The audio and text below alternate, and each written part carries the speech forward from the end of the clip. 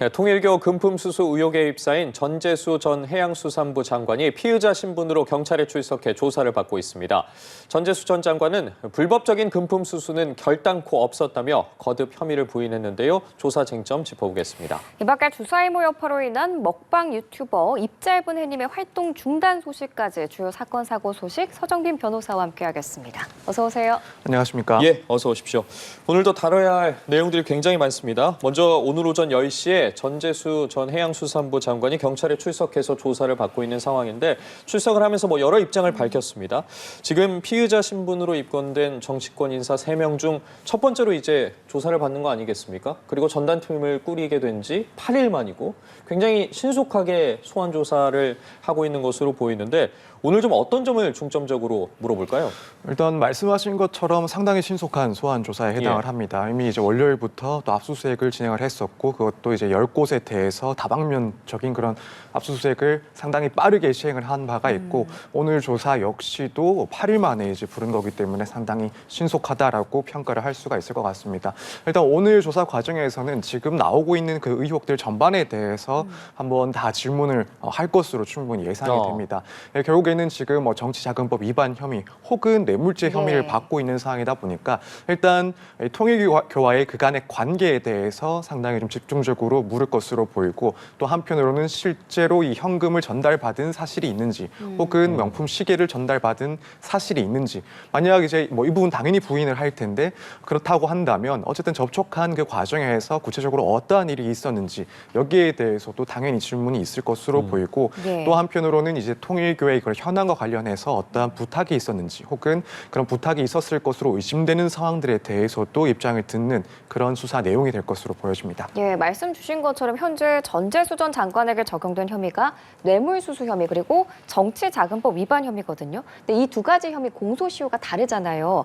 이 부분을 염두에 두고 두 가지 혐의를 모두 적용한 걸까요? 네, 그렇습니다. 이제 법률적인 전략 하에 이런 두 가지 혐의 모두에 대해서 일단 진행을 하는 상황으로 보여집니다.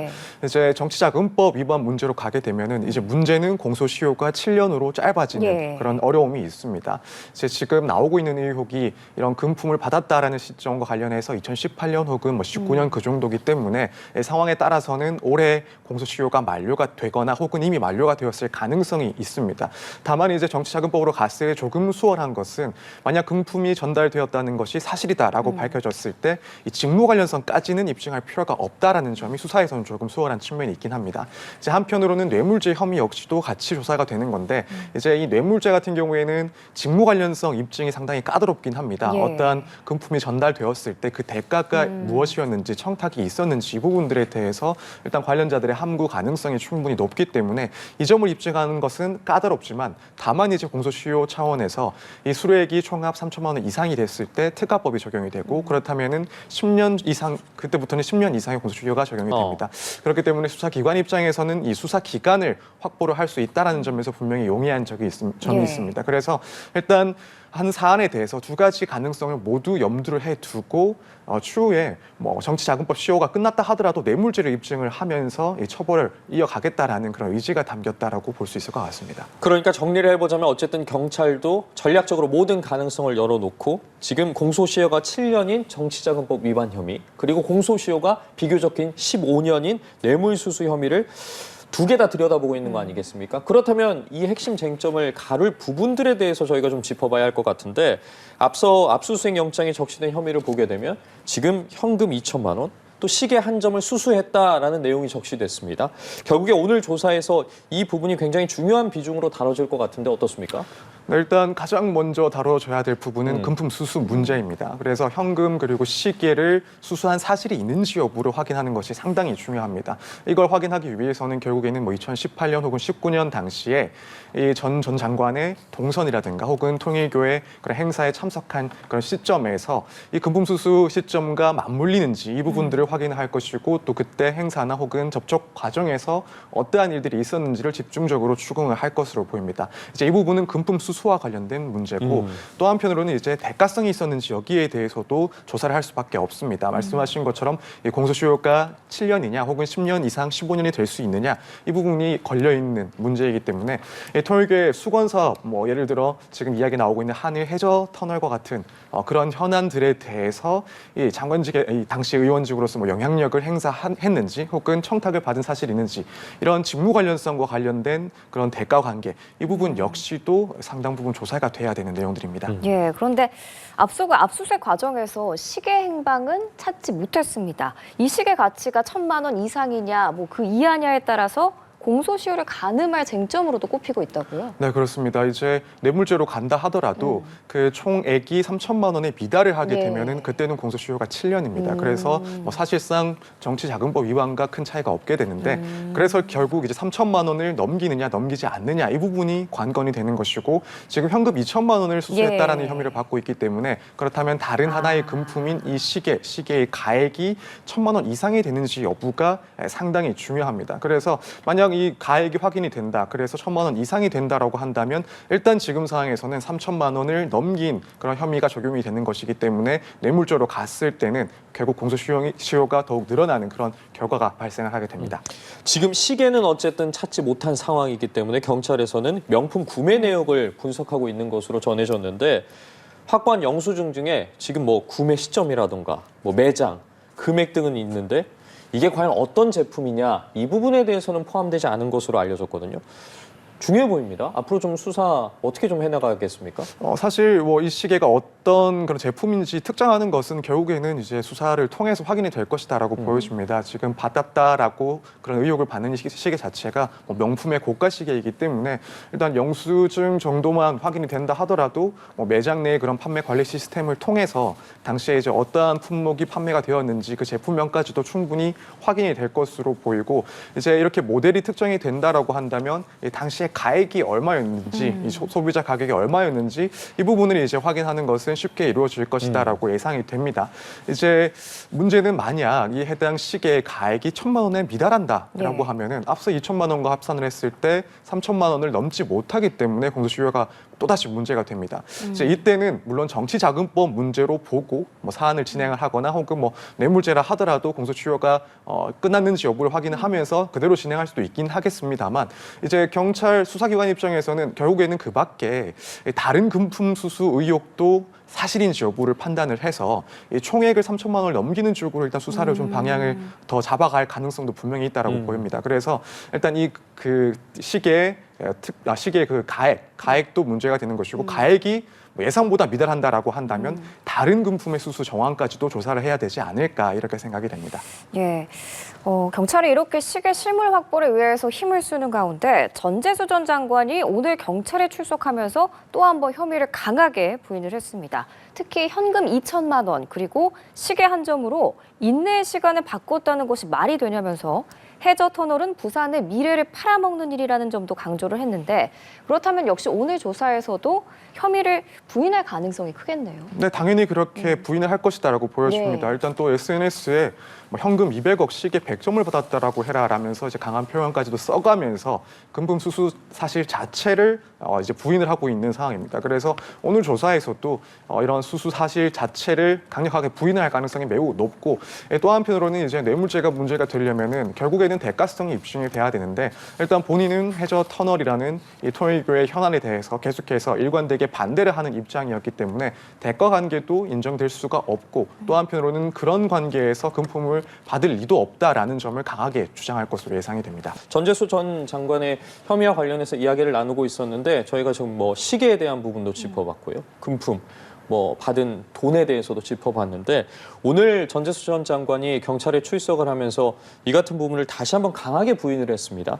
지금 현금 2천만 원과 시계 한 점으로 본인이 이 인내의 시간을 바꿨다는 게 말이 되냐라고 강조를 하면서 논란이 되고 있는 또 다른 부분이 이 해저 터널과 관련된 부분도 언급을 했어요. 이 해저 터널 같은 경우에는 부산의 미래를 팔아먹는 일이다. 나는 계속해서 줄곧 반대를 해왔었다라고 입장을 냈는데 결국에 어쨌든 이 부분도 오늘 경찰에서 강조하지 않겠습니까? 네, 그 부분 역시 상당히 강조할 것으로 예측이 충분히 되는 상황입니다.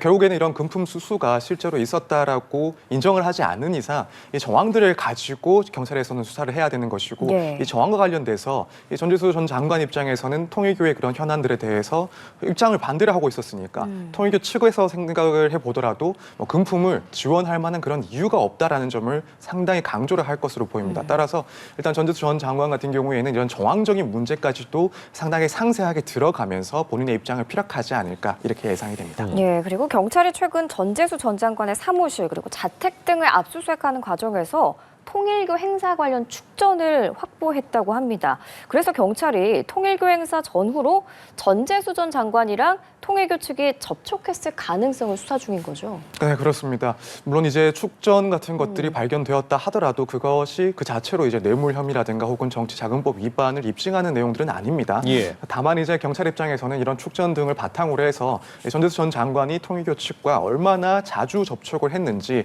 또 얼마나 긴밀한 관계를 형성해 왔는지 등을 파악을 할 수가 있기 때문에 이제 이런 증거들을 제시를 하면서 통일교와의 그런 관계에 대해서 파고들 것으로 예상이 됩니다. 또 이제 그 밖에 뭐 통일교 내부의 문건들도 상당히 지금 언론 보도를 통해서 이야기가 나오고 있는 상황입니다. 2018년 뭐 전재수 의원이 참석을 했었다라는 그런 내부 문건까지도 확보가 되어 있는 것으로 보이기 때문에 이런 문건 등을 바탕으로 해서 이제 언급이 되는 각종 행사에 참석했는지 여부 그리고 그때 어떠한 일들이 있었는지 여부에 대해서 차근차근 수사를 해 나갈 것으로 보입니다. 다만 이제 지금까지 언론에서 확인이 되고 있는 알려지고 있는 그런 증거들 같은 경우에 결국에는 간접적인 증거들에 해당을 합니다. 그래서 만약 뭐 관계자들의 구체적인 그런 진술이 확보되지 않았다라고 한다면 경찰 입장에서도 이 조사 자체가 수월하지는 않을 것이다 이렇게 좀 보여집니다. 또 다른 쟁점을 짚어보자면요. 통일교가 구입한 전재수 전 장관의 책 500권에 대한 부분입니다. 내용을 좀 구체적으로 들여다보면 통일교 산하재단이 2019년 전재수 전 장관 출판 기념회 직후에 이제 한 권당 책이 2만 원씩 했습니다. 이 2만 원 하는 책을 500권을 구입했으니까 총 1,000만 원을 들여서 구입한 정황이 포착이 됐는데 전재수 전 장관 측에선 정상적인 구입 과정이었다라고 주장을 하고 있는데 이게 세금 계산서 등이 만약에 발급이 됐다고 하더라도 대가성 등이 입증된다면 문제가 될 수 있는 부분 아니겠습니까? 네, 그렇습니다. 일단 첫 번째로 먼저 봐야 될 게 이게 우회적인 방식의 정치자금 지원이 아닌가라는 것을 먼저 봐야 될 것 같습니다. 일단 뭐 전 장관 측에서는 세금 계산서 발행 등을 근거로 적법하게 구매가 된 것이다라고 주장을 하고 있긴 하지만 일단 뭐 법원에서는 형식을 불문하고 그 실질을 따지게 됩니다. 그렇기 때문에 실제로 이제 통일교 측에서 구입했다는 이 책 500권이 어떻게 쓰였는지 아니면 창고에 방치되었는지 이 부분을 확인을 하고 만약 그 실제의 구입 목적이 아니었다. 정치적인 정치 자금을 이제 우회해서 전달하는 목적이었다라는 점이 입증이 된다면 결국엔 또다시 이제 정치자금법 문제가 발생을 합니다. 이제 여기에 나가서 더욱 이제 살펴볼 부분이 말씀하신 것처럼 이제 대가성이 있었는지 여부가 될 겁니다. 그래서 만약에 이런 책 구입이 결국에는 이 대금 1,000만 원을 일종의 뇌물로서 그래서 어떠한 청탁을 하면서 그 대가로 지급이 된 것이다라는 평가를 하게 된다면 당연히 그때는 이제 뇌물죄가 또다시 문제가 되는 거고요. 이제 이 부분이 앞서 나온 그런 의혹들과 또 연결될 수 있는 것들이 결국에는 지금 기존의 2,000만 원 그리고 시계 하나 정도의 이 금품 수수 의혹인데 여기에 시기적으로 이 대금이 전달된 것이 시기적으로 연결되어 있다. 그리고 이 단일한 목적에 의해서 전달된 것으로 보인다라고 한다면 결국에는 이 뇌물 혐의에 대해서도 추가로 이 금액이 합산이 될 수가 있습니다. 그렇게 되면은 3,000만 원이 넘게 될 가능성이 충분히 높아지는 거고 다시 한번 이제 공소시효가 늘어나면서 수사가 조금 더 원활해질 가능성도 존재합니다. 예, 알겠습니다. 뭐 통일교 관련 수사 추가되는 부분이 있으면 또 짚어보도록 하고요. 다음으로 넘어가겠습니다. 저희가 지난주부터 계속해서 다루고 있는 이 박나래 씨 관련 이른바 주사이모 논란인데 박나래 씨에 이어서 샤이니의 멤버 키 씨가 주사이모로부터 진료받은 사실을 털어놓은 점 저희가 어제 짚어봤고 추가로 인기 유튜버 입짧은 햇님도 진료 사실을 시인했네요. 네, 그렇습니다. 갈수록 파장이 좀 커지고 있는 모양새입니다. 그래서 지금 이 입짧은 햇님 유튜버도 이제 그동안 맡겨주셨던 분들에게 죄송하다라는 표현을 하면서 현재 제기된 논란과 의혹에 대해서는 일단 잘못한 부분이 있다면 인정을 하고 반성을 하겠다, 책임을 회피하지 않겠다라는 입장을 표시를 했습니다. 다만 이제 한편으로는 이 주사 이모에 대해서는 지인의 소개로 서울에 소재한 강남구에 소재한 병원에서 처음 만났었기 때문에 의심의 여지 없이 이제 의사라고 믿고 진료를 받았다라고 이제 입장을 표명을 했습니다. 예, 저희가 계속해서 이러한 부분을 다뤄볼 때 법적으로 과연 어떠한 주장을 펼치는지에 대해서 항상 짚어보는데 그렇기 때문에 주장하고 있는 부분들을 하나하나 좀 살펴보자면 이번에 인기 유튜버 입짧은 햇님 같은 경우에도 샤이니 키씨와 마찬가지로 의사인 줄 알았다라고 고백을 했습니다. 이 부분은 같은데 뒤에 이제 덧붙인 내용이 무엇이냐면 주사 이모가 집으로 와준 적은 있지만 본인이 이제 주사 이모의 집으로 간 적은 없다라고 이야기를 했습니다. 이 발언에 대해서도 좀 법률적으로 해석할 여지가 있는 겁니까? 아니면 그냥 자기의 주장을 한 겁니까? 일단 이 부분 역시도 이제 고의가 있었는지 없었는지를 조금 따져볼 수 있는 그런 주장 내용에 해당을 합니다. 그래서 이제 어쨌든 처음 만난 것도 병원이었고 이제 그 밖에 불법적인 그런 시술처럼 의심을 할 수가 있는 예컨대 주거지에 가서 시술을 받은 적이 없었다라는 점은 결국에는 본인은 이 주사 이모에 대해서 의료인이라고 계속해서 믿을 수밖에 없었다, 의심할 수 있는 그런 다른 정황들은 없었다라는 점을 주장을 하는 겁니다. 따라서 이 부분 역시도 이제 고의성 인식이 없었다라는 점을 주장하는 내용이기 때문에 여기에 대해서는 당연히 조금 생각을 하고 이렇게 발표를 한 내용들이 아닐까라고 생각이 됩니다. 그래서 이제 만약 입짧은 햇님이 피의자로 이제 수사를 받게 된다라고 한다면 이러한 고의와 관련된 주장들이 사실인지, 그래서 지금 이 근거로 든 그런 병원이라든가 혹은 그 밖에 다른 사실들이 실제인지 여부 역시도 이제 수사기관에서는 조사를 하지 않을까 이렇게 생각이 됩니다. 현재 경찰에서 이 주사 이모에 대한 수사를 진행 중이잖아요. 그래서 수사 과정에서 추가로 연루된 연예인에 대한 수사를 확대될 가능성은 어떻게 보시나요? 충분히 좀 많이 확대될 가능성이 있지 않나라고 생각이 됩니다. 사실 이제 박나래 씨의 그런 주사 이모와 관련된 의혹이 터졌을 때도 예. 이게 박나래 씨 이외에도 사실 이 주사 이모를 소개시켜 주는 사람이 있을 것이고 예. 또 다른 그런 연예인 고객들도 있을 가능성이 충분히 예측이 됐었는데 맞습니다. 지금 그런 예측처럼 지금 관련자들이 더 나오고 있는 상황입니다. 그리고 지금 주사 이모 같은 경우에는 사실 개인적으로 일부 고객들에 대해서만 처방을 했다라기보다는 상당히 좀 상습적으로 이런 시술들을 불법적인 의료 활동들을 해온 그런 정황이 보이는 것으로 보입니다. 그래서 이제 다른 연예인들까지도 충분히 연루가 되어 있을 가능성이 있다. 혹은 연예인 외에도 일반인들 역시도 사실 좀 시술의 대상이 되었을 가능성도 충분하지 않을까. 따라서 이 부분 시간을 두고 지켜보면은 조금 더 사건들이 확대될 가능성이 충분히 있지 않나 이렇게 보고 있습니다. 알겠습니다. 그 파장이 어디까지 퍼져나갈지는 좀 지켜보도록 하겠고요. 다음 주제로 넘어가 보도록 하겠습니다. 변호사님, 공동구매 하십니까? 이른바 공구라고 하잖아요. 네네. 굉장히 주변에서도 많이들 이제 이용을 하시고, 왜냐하면 또 가격도 저렴하고 또 품질 좋은 것들을 다 같이 또 대량으로 구매하면 바로 받아볼 수도 있고. 그런데 지금 소셜미디어를 통해서 지금 뒤에 나오고 있는 부분입니다. 이게 귤입니다. 귤을 공동구매했다가 분노했다는 사연이 올라와서 눈길을 끌고 있는데 귤을 받아봤더니 뒤에 이렇게 하얗게 된 부분이죠. 지금 곰팡이가 엄청나게 퍼진 귤이었다는 건데 어느 정도로 심각했길래 이렇게 분노한 겁니까?